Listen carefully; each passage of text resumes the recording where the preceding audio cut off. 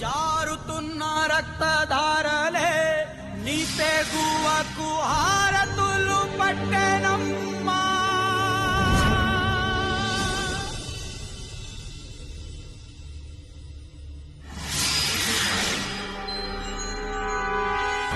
నువ్వు ముళ్ళ కంప మీద అడుగు వేసి అక్కడే స్పృహ తప్పి పడిపోవాలి తప్ప నీకెవ్వరు భిక్ష వెయ్యరు. అమ్మా, భిక్ష వేయండి అమ్మా, మా అన్ని కాపాడుకోవాలా. మొక్కు తీర్చుకోవడం కోసం తెచ్చుకున్నవి ఎలా వేస్తారు? అమ్మా, ఎందుకు ఇట్లా చేస్తున్నావు? డబ్బులు ఇస్తారు కానీ బియ్యం, పప్పు, బెల్లం ఎవరు ఇవ్వరు. ముందు ముళ్ళ కంచి నుంచి దిగు. లేదమ్మా, రాలేను. నా భర్తకి బాగవ్వాలంటే దానం చేసిన బియ్యంతోనే నైవేద్యం ఉండాల. నా ప్రాణం పోయినా పర్వాలేదు కానీ దీక్షను మాత్రం ఆపదా. మనకెందుకే? అమ్మా,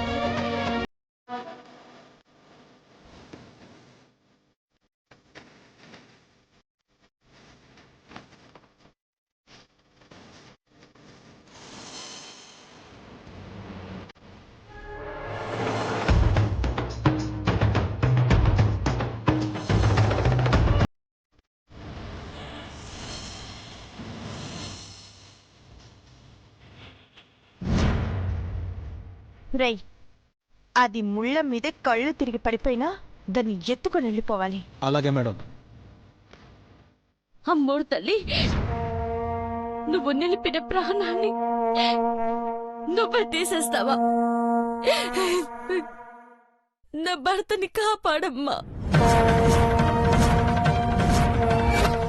కాపాడు అమ్మా, కాపాడు.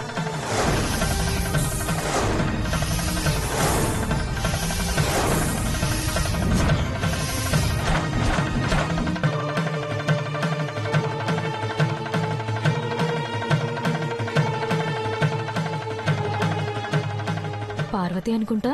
అవును అమ్మా పార్వతి, ఏంటమ్మా నీకు ఈ కష్టాలు? నా భర్తకి నయం అవ్వాలంటే ఎవరైనా దానం చేసిన బియ్యంతోనే నేను నైవేద్యాన్ని నుండి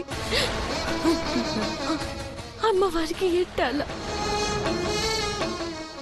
కానీ ఎవరూ దయ చూపట్లేదు. ఆకలితో పస్తులుండకూడదని పేదవాళ్లకి నీకు కంపెనీ షేర్లలో వచ్చిన కోట్ల ఆస్తిని దానం చేశావమ్మా. అలాంటిది మీకు దానం ఇవ్వడానికి, మీకు బియ్యం ఇవ్వడానికి ఎవరు చేతులు చాచట్లేదా? మా మొక్కు తీరకపోయినా పర్వాలేదు, మళ్ళీ వచ్చే శుక్రవారమైనా మేము తీర్చుకుంటాం. ఈ బియ్యం తీసుకో అమ్మా.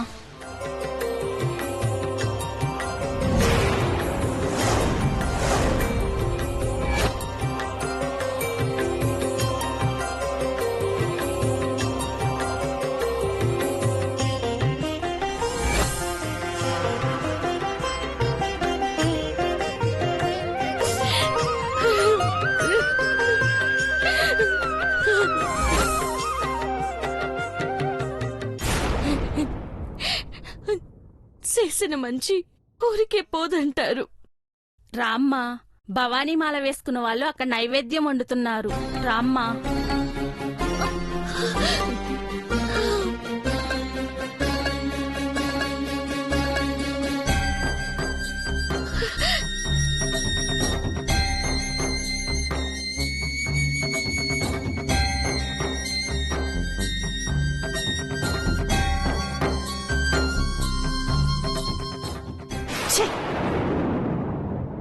దీన్ని గుర్తుపట్టి బియ్యం దానం చేసింది. ఇక అది నైవేద్యం చేసుకుని ఇంటికెళ్ళిపోతుంది. పోతే పోని, ఇంకా మంచిదే. ఆ నైవేద్యం దేవాకి తినిపించి ఇది కూడా తింటుంది కాబట్టి అందులో విషం కలిపేలా చేస్తాను.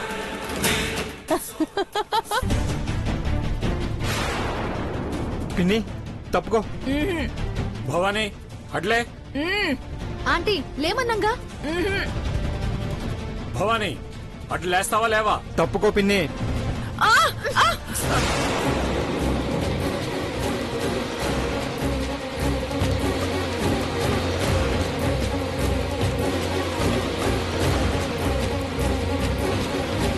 బ్రో నాన్న పెద్ద బాబు లే బ్రో. జాగ్రత్త నాన్న.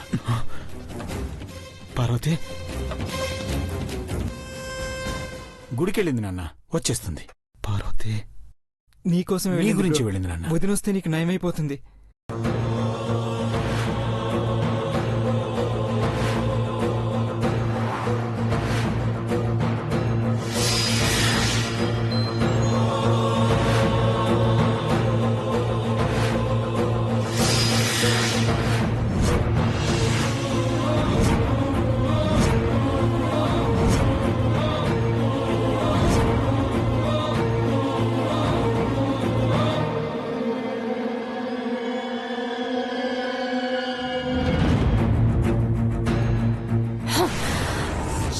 చేయాలి, ఏం చేయాలి?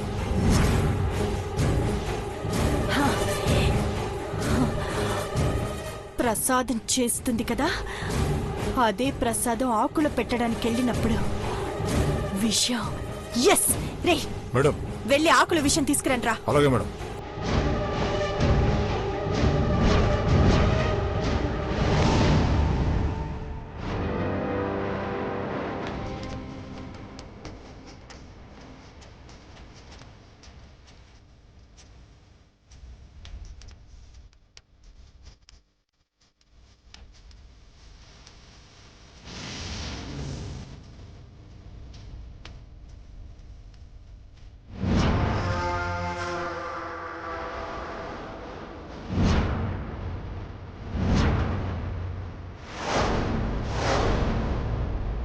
రై మీరిక్కడే ఉండండి రా.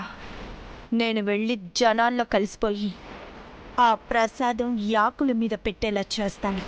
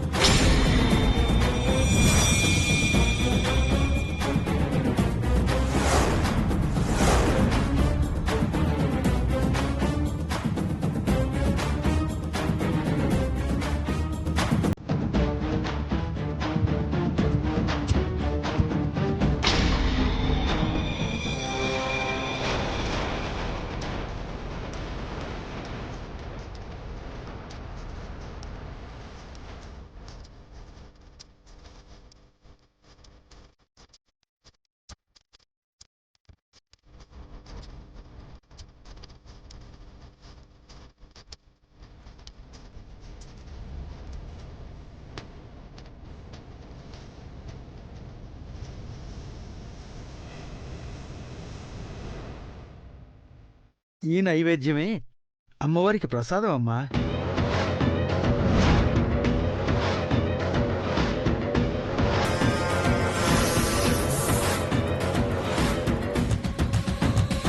తమలపాకులు ముందు పెట్టుకొని అందులో నైవేద్యం పెట్టి అమ్మవారిని కోరుకోండి, మీ కోరికలు నెరవేరుతాయి.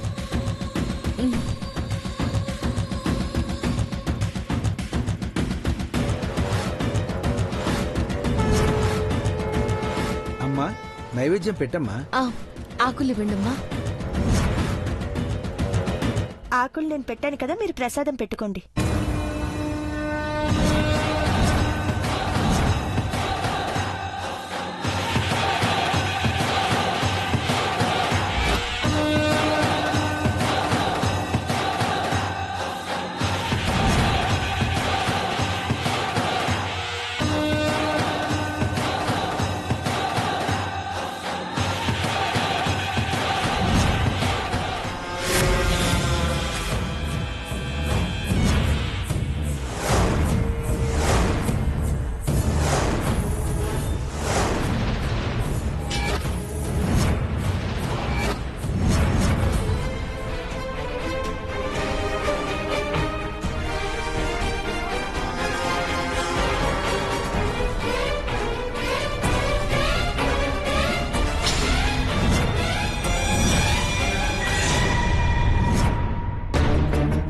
ఒకరికి సహాయం చేస్తే అది ఏదో ఒక రోజు మనకి మేలు చేస్తుంది. అట్టాకే ఇయ్యాల కూడా జరిగినది. నాకు బియ్యం ఇచ్చి నైవేద్యం ఉండేలా చేసినారు. నువ్వు నా భర్తని కాపాడే శక్తిని ప్రసాదంలో ఎట్టు తల్లి.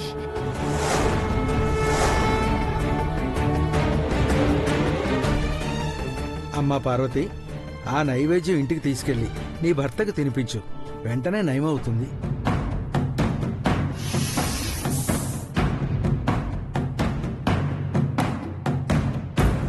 అట్టాగే పంతులు గారు. ఆ,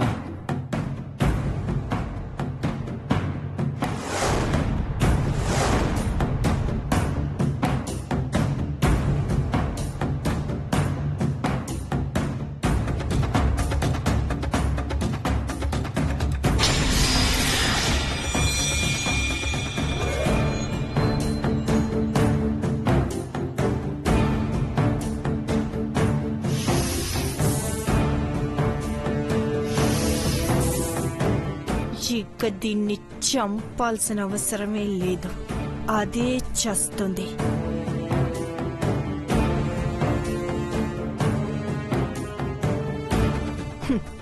దేవ నైవేద్యం తిన్నాక పార్వతికి కూడా తినిపిస్తాడు. ఇద్దరు చస్తారు.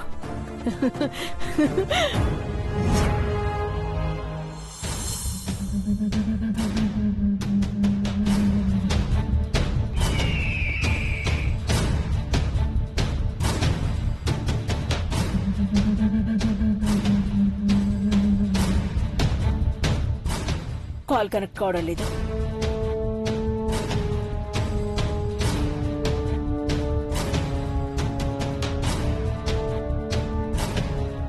Come on Neelambari, lift the call.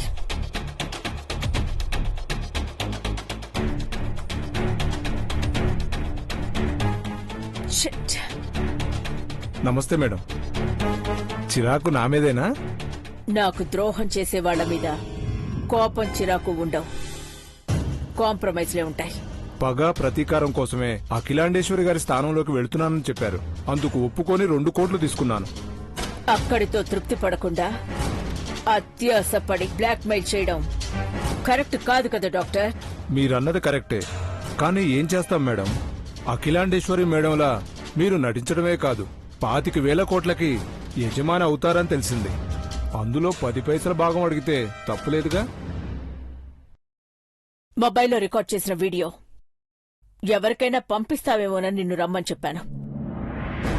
ఇదిగో బ్రీఫ్ కేస్. ఎంతుంది మేడం? బరువుగానే ఉంది. మీరు 2,000 ఎక్కువ ఇస్తారు గానీ 10 పైసలు తక్కువ ఇవ్వరు. నాకు తెలుసు కదా. ఇదిగోండి మొబైల్.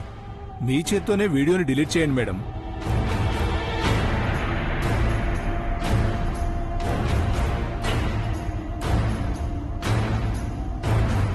డిలీట్ చేశాను. ఇంకేమీ లేవు కదా డాక్టర్? ఇక్కడైతే లేవు మేడం. అంటే ఇంకో చోట ఉంది మేడం, అదొక్కటే, ఇంకేం లేవు.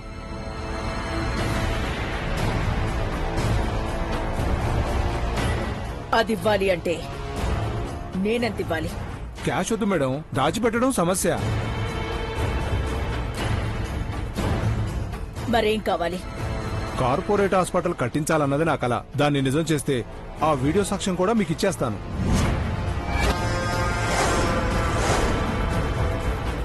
మీరు కట్టిస్తారా, కాంట్రాక్టర్కి డబ్బులు ఇస్తారా? ఏదో ఒకటి. రేపు చెప్పినా పర్లేదు మేడం. మొబైల్ ఇవ్వండి. Thank you madam.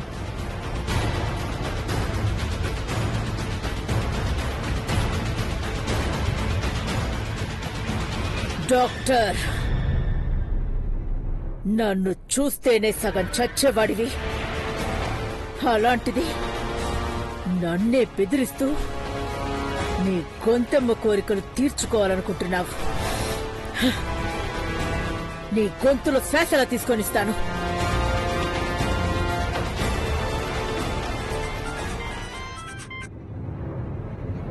Hello. Hello aunty. చచ్చావనుకున్నాను. సారీ ఆంటీ, సైలెంట్ మోడ్ లో పెట్టాను. ఇప్పుడే చూసుకొని మీకు కాల్ చేస్తున్నాను. చెప్పండి ఆంటీ. డాక్టర్ కలిశాడు, బ్రీఫ్ కేస్ తీసుకున్నాడు. బ్లాక్మెయిల్ చేయనని మేడంతో చెప్పి హాస్పిటల్ పని చేయించుకోవడమే మంచిది. ఓకే. సాక్ష్యాలన్నీ ఇచ్చినట్టేనా ఆంటీ? లేదు, ఇంకొకటి ఉందట. డబ్బులిచ్చి అది కూడా తీసుకోండి ఆంటీ. డబ్బులివ్వడం సమస్య కాదు. ఒకటి తర్వాత ఒకటి ఉందని బ్లాక్మెయిల్ చేసేవాడి శవాన్ని ఇంటికి మెయిల్ చేయాలి. నమ్మక ద్రోహం చేస్తే వాడి హాస్పిటల్లోనే వాడికి డెత్ సర్టిఫికెట్ ఇప్పించాలి.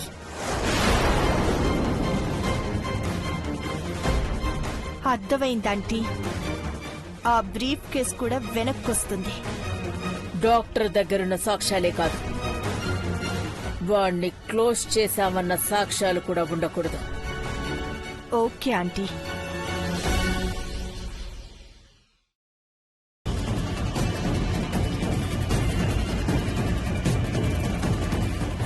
మై గాడ్, నేను బతికుండాలంటే కట్టం లేని కుటుంబానికి అసలు విషయం చెప్పాలి. సాక్ష్యాలు వాళ్ళకే ఇవ్వాలి.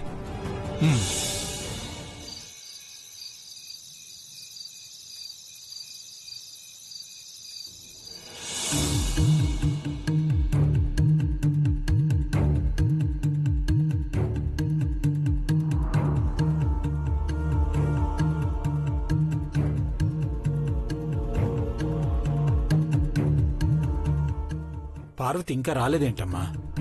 పెద్దబాబుకి జ్వరం అంతకంతకి పెరిగిపోతూనే ఉంది. ఆ అమ్మవారిని ఏమని కోరుకుందో, ఏం చేస్తుందోనని కంగారుగా ఉంది అంకుల్. కంగారు పడకండి డాడ్, వదిన క్షేమంగానే వచ్చేస్తుంది. అదెక్కడొస్తుంది? పెదబాబును బతికించుకోవాలన్న అత్యుత్సాహంతో ఆత్మాహుతికి పాల్పడిందేమో, ఎవరికి తెలుసు. పోనీలే, పీడ పోతుంది.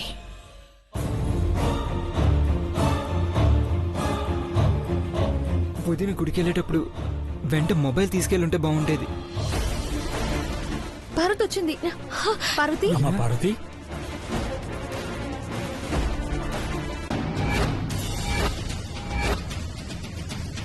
చచ్చిందనుకుంటే వచ్చిందేంటి? అఖిలకొచ్చేలోపు ఇది పెదబాబు దగ్గరకు వెళ్ళనివ్వకుండా ముక్కుకు తాడు వేసి అడ్డుకోవాలి. నువ్వింకా రాలేదేంటా అని కంగారు పడిపోయామమ్మా. అమ్మవారు దయ తెలిసేదాకా ఏడుకున్నానయ్య గారు. ఈ ప్రసాదం పెద్దబాబు గారికి తినిపిస్తే అంతా మామూలు అయిపోతుందన్న నమ్మకం నాకుంది. బ్రోకి జ్వరం ఎక్కువ. పద వదిన. ఏయ్ భవాని, అవతలకు పో. పద.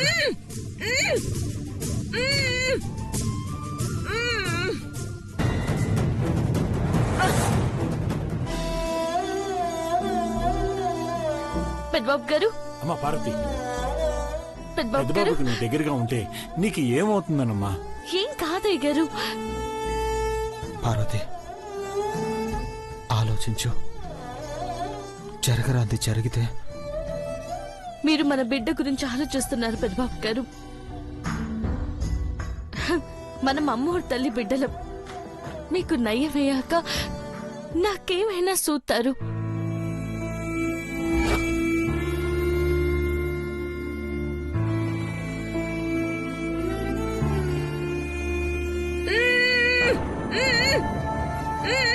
వెళ్ళిపోండి చిన్నమ్మగారు. ఇప్పుడే మాట రాకుండా ఉన్నది. శాశ్వతంగా అవిటదానివైతే మిమ్మల్ని ఎవ్వరు చూసుకోరు. చెప్పింది అర్థమైంది కదా పిన్ని. వెళ్ళకపోతే ఏదైనా జరగచ్చు. వెళ్ళు.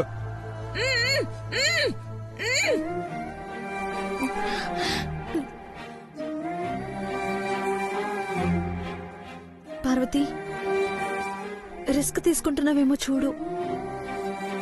పెద్దబాబు గారు క్షేమంగా ఉంటేనే నేను నా బిడ్డ క్షేమంగా ఉంటాం అమ్మాయి గారు.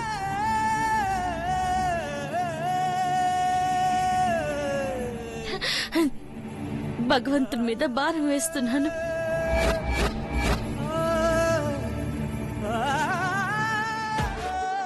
మహి, అమ్మా ఐశ్వర్య, పదండి. జాగ్రత్త నాన్న. జాగ్రత్త బ్రో.